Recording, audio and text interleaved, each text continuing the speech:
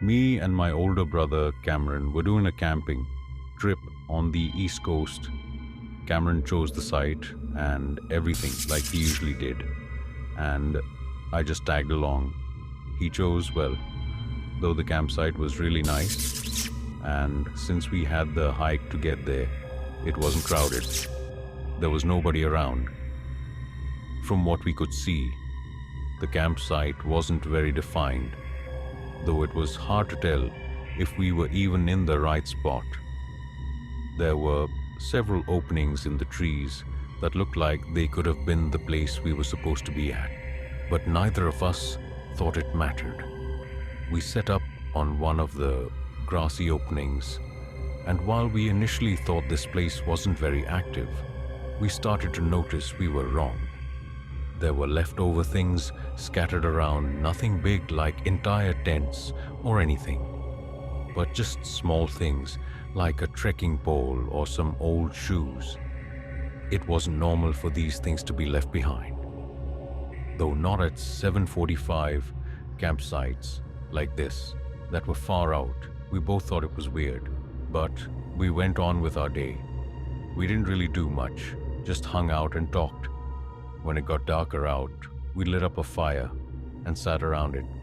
A couple hours into the night, I happened to spot something behind Cameron. I pointed it out, not sure what it was. Both of us looked, and after a few moments, we were able to tell that it was a small campfire. It was really far out, impartially blocked by all the trees, but the tiny orange flame was flickering in the distance. Had it not been for the moonlight being covered by the clouds and the absolute darkness of the woods, there was no way we would have been able to notice it. I guess we weren't alone though. It was a little odd that they were out in that direction, because seemed like it was just forest over there. No openings or anything to really set up a campsite. Maybe they wanted to be away from other people or something. We didn't think about it too much. We got some snacks and drinks out and talked ourselves into exhaustion. We put out the fire and went to bed around midnight. I fell asleep pretty comfortably, not having any trouble at all though. I woke up at some point in the night. It must have only been an hour or two after I'd gone to sleep. I knew exactly why I had woken up, though I drank a bit too much right before bed. Needing to relieve myself, I got up and unzipped the tent. I walked out maybe 50 feet from the campsite to make sure I didn't attract any animals and did my business. But as I was out there, I noticed the flame way out in the forest was still lit up. Maybe it was because I was tired or just out of it for some reason. But I stood there and stared at it for a minute. I don't even know why, but my eyes began adjusting to the dark as I stood there. And as I looked out into the woods, I suddenly noticed something else. It looked like a figure somewhere far out, between me and the distant flame I was looking at. I felt a shock for a moment, but I told myself it couldn't actually be a person and had to be a weird-looking book or something. Like there was no way someone was out in the dark outside our camp at this time of night. But I kept looking, trying to make out what I could, when I started to notice more of these figure-looking shadows in the woods. They were so far, and it was so dark, I couldn't tell if my mind was just playing tricks on me. If they were people, though there were at least 10 or 15 of them, and they seemed to all be looking right at me. Another shock ran through me. What the hell is this? I almost thought I was hallucinating. I turned around and hurried back to the tent. I debated for a second whether to wake Cameron up. I knew if it was nothing, I would never hear the end of it, but my gut was telling me. Otherwise, I opened his tent and shook him awake. He was really confused at first, but I just told him. I thought I saw something and wanted a second opinion. He hesitantly got up and I started to lead him out to where I was. But we didn't get very far. The figures I had seen had moved. They were closer, standing all spread out among the trees. I really hoped at this point I was just seeing things, but I slowly looked back at Cameron and could see the pale, fear-covered expression on his face. His eyes wide open. He saw what I saw. I looked back out, and it was more apparent than ever that these were people. I could see their subtle movements as they stood there and watched us. We backed up towards our tents. Should we leave? I can still vividly remember Cameron's shaky voice as he spoke those words. He was always so confident and sure of what to do. It was terrifying, seeing and hearing him. Like that, I nodded, and neither of us grabbed any of our stuff aside from the car keys and our wallets. We hurried away and down the trail. It seemed that they didn't follow us. We reported what happened to the police, feeling it was necessary. They didn't take it too seriously, though very clearly, thinking we were crazy, like there was no way. A whole group of people were out in the woods at night messing with us. We thought about the strange amount of left-behind things we saw in the area and had hoped others had already gone to the police about similar encounters. But nobody had. There were no official accounts of anything happening. Maybe they just went unreported, or maybe nobody ever made it back to report it. This happened a while ago. I want to say 2014. I live in a pretty woodsy town, with lots of forest around it and plenty of small campgrounds within an hour or so. I had a 4-day weekend off from work, and I hadn't gotten out in a while, so I decided to head to one of these campgrounds for a laid-back weekend camping trip. The campground I chose was a small one, where you park in a small dirt area and choose one of the 3 sites they had to set up your tent at. There were already fire pits set up, and even some grills and benches. They looked awful, but I guess some people still use them. All 3 spots were open though, and no other cars were there, so I just chose the one on the far left and put all my things over there.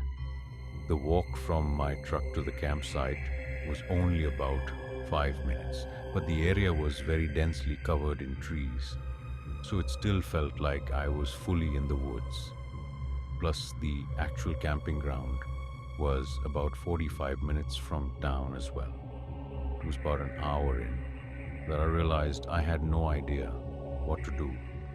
Should I just sit here and relax or read a book? I didn't really know. I thought maybe there was a trailer or something I could walk on. So I went back to where the entrance was to see if there was anything. There wasn't. But there was another car next to mine. Now it was an old red Toyota, really old, rusted all around, and with dents and scratches all over. And one really strange thing I noticed about it was it didn't have a license plate on either the front or the back. I didn't really know what to think, but I figured they must have been camping at one of the other spots with no trail. Though I went back to my campsite and just sat on a log. After only 10 minutes, I heard footsteps coming up behind me. I looked back. There was a guy walking down the trail. He had no backpack or anything, and he was looking right at me like he was coming down just to talk to me or ask me something. The man looked like he was in his 30s, but he almost looked older because of how he was put together, or rather not put together.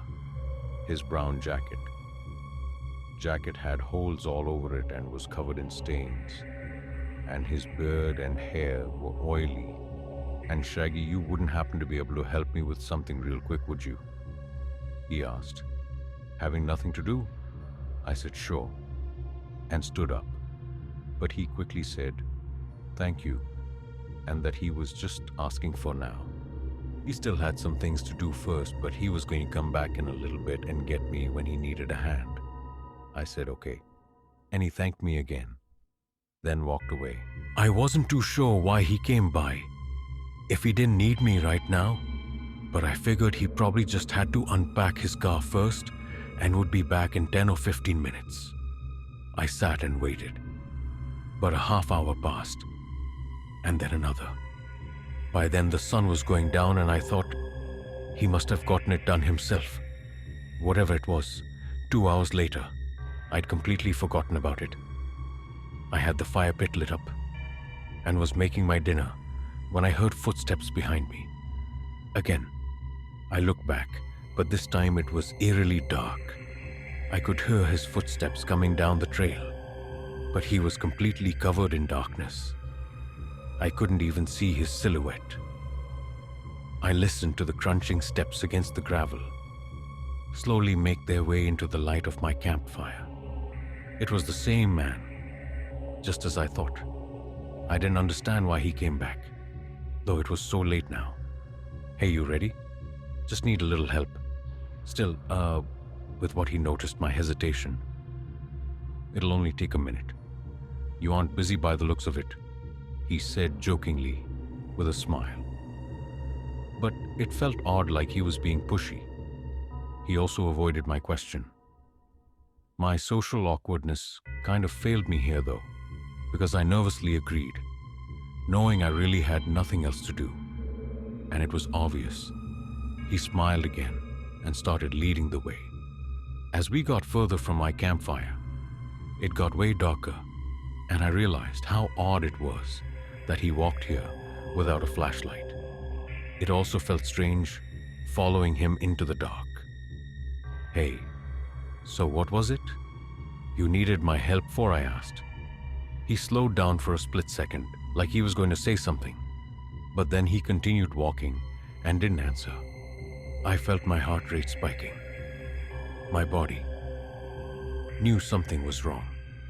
Suddenly, the silence of the forest around me felt disturbingly eerie, like a calm before the storm. I began slowing down, trying to put some distance between us without it being too obvious. I only managed to get a few feet away before he turned around and looked at me. He had a creepy fake smile that immediately shifted into a frown when he saw me further away. He stopped walking, and so did I. Before I could say anything, I saw his hand reach down into his jacket, and I immediately turned and sprinted deeper into the woods after just seeing the handle of what I could only assume was a knife. I could hear his footsteps pounding against the ground in his heavy breathing as he chased me through the dark. For probably a good 2 minutes, he started slowing down, and eventually it was just the sound of me running through the woods. Luckily, I had my phone and keys on me, so I called 911 when they got to the camping grounds. Only my truck was there. The red car was gone, and so was the man. I described everything for them as both the car and the man had such a distinct look, but that information wasn't enough. I think it's pretty clear what was about to happen that night. But there doesn't seem to be any reason why, aside from the fact that I was camping alone the way the man waited until night to try it, and how he came by during the day so that I'd be more likely to follow him later is terrifyingly manipulative. I'm worried others may fall victim to it, or possibly already have. This was 2 years ago, in the middle of spring. I had taken time off work to go camping at a small lake in northern Minnesota. It was a place I'd been to a couple of times with friends or family that decided to join me, but this time it was just me. The hike to get there took about 2 hours, but it wasn't too rigorous. Mostly just flat trail all the way there. I set up my tent and other things a bit into the woods so as to not be right up against the lake. Then I unfolded my chair, popped open a beer, and listened to the calm sounds of the water and the birds chirping. It was already late into the day, so I didn't have much time before the sun started going down. I always enjoyed nighttime in the woods though.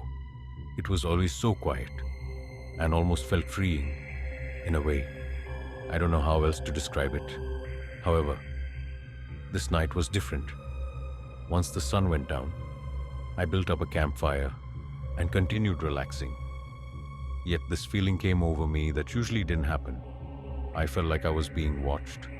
I kept looking around at the trees and the darkness that surrounded me, having this uneasy, almost paranoid feeling. I was never like this, so I wasn't sure what was going on every time I looked around, though I didn't see anything at all. The problem was that it was so dark. I'm not sure I would have been able to see anything, even if there was something or someone out there watching me. Of course, with no real reason to feel the way I did. I did my best to suppress the thoughts and try to ease my mind away from it. Eventually, I was able to distract myself by thinking about some personal stuff I had going on in my life. It wasn't a fun distraction, but I guess it was better than being paranoid. Hours passed. I want to say it was about 10 or 11 by this point when there was a very sudden and loud crack in front of me, like a large stick snapping under heavy weight from somewhere right ahead of me. It was pitch black out there. I couldn't see anything. The sound was so loud, though it echoed across the woods, a shiver ran through me. It sounded like something heavy, stepping on a branch. Was it a large animal or was it a person? I wasn't sure. Which I was more afraid of. I pulled out my bear spray, then called out, "Hello?" Someone out. There was not even the slightest sound in response to my voice. I couldn't help but feel like if it were a large animal, I would have heard them, walking around, brushing up against the bushes and crunching the leaves. I kind of just sat there for a minute, staring out into the dark and waiting to see or hear something. Before I'd remembered, I'd brought a flashlight with me. I dug through my backpack and grabbed it, but by then, it had already been a minute or two, and when I shined it out there, it was empty, nothing out there at all. Obviously, I was starting to feel paranoid again, but this time, it felt justified. I quickly tended to the fire, adding in some more wood to make sure it didn't burn out, and stayed bright enough to light up my campsite. Every couple minutes, I turned my flashlight back on and just scanned the area. Then one time I turned it on, I immediately, medley, saw something. At the far end of the light, it was a person, definitely a man. They were freakishly tall, not like inhuman or anything, but maybe like 65. They instantly moved out of the light, going further back, where the light couldn't reach. My adrenaline was pumping. Had my gut feeling been right this whole time? I thought back to the sound I heard earlier, and how it sounded like something large and enough to make such a loud crack sound. The guy I saw was huge at that height. He was probably 250 pounds at least. It had to have been him, which means he was out there watching me for who knows how long. I panicked, taking down my tent and shoving my belongings into my backpack. I knew which way he ran from the light, so I ran off in the opposite direction, which also happened to be back toward my car. After a while, I felt safe enough to turn on my flashlight on the dim setting and walk the rest of the way. While I walked, I tried to think up reasons for him being out there. Something definitely would have happened, I have no doubt about it. But the guy was huge. Why didn't he just attack me or rob me right away? Why wait and watch me? The only thing I could think of is if he might have been trying to see if I had a gun or weapon on me or he could have just been waiting for me to go to sleep. I got back to my car and drove home. I still go out camping, but it's never been the same since that night now. I always have that paranoid feeling, like I'm being watched from somewhere that I can't see.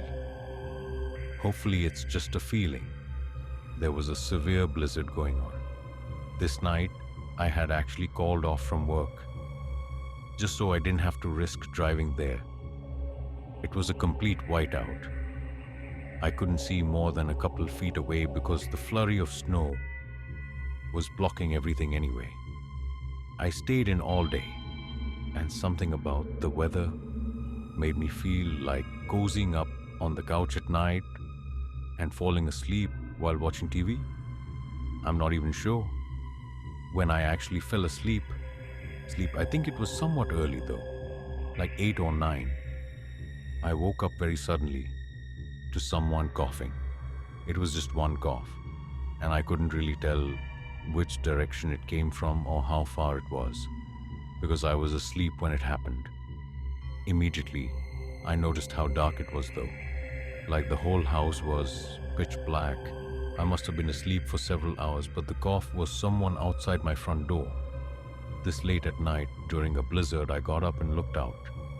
It was still completely white outside. I couldn't see anything. I was really confused. Though, had I even really heard something? Or was it one of those weird, real feeling dreams? I turned around to walk back to the couch, but I caught something in the side of my eye down the hallway. Like something moving. I flicked on the light. I stared down the hallway for a moment. Is someone in here? I nervously spoke. I felt adrenaline building up in me. I still wasn't sure what I saw, but I felt trapped. I couldn't run out into the blizzard. I was stuck inside, maybe with someone else. I quietly walked down the hallway, but before I got to the end, there were several quick thumps followed by the heavy winds suddenly flying into the house. I turned the corner. The window on the far end of the room was wide open. Someone had just run out. It felt like my body shut down for a second, but I ran up and closed the window, then called the police. Every sign and trace of the intruder was already covered up in the blizzard by the time they arrived. There's no saying who they were or what they were doing in my home.